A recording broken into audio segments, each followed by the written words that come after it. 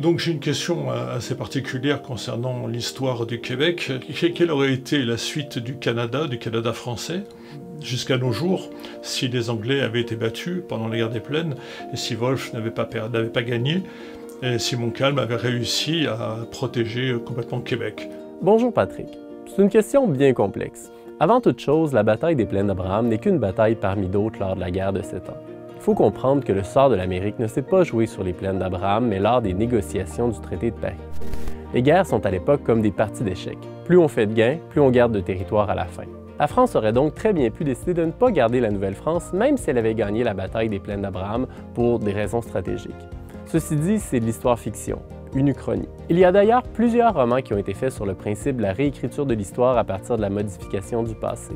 Votre question, Patrick, amène également à s'interroger sur les conséquences en histoire.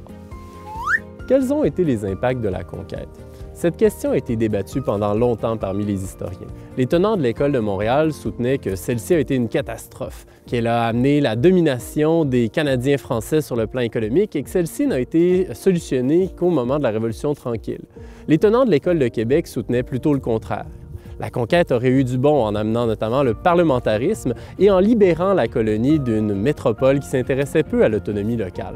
En passant sous la domination du Royaume-Uni, le Canada aurait rejoint le club des Australie, Nouvelle-Zélande et Afrique du Sud qui se sont relativement bien développés contrairement à plusieurs colonies françaises.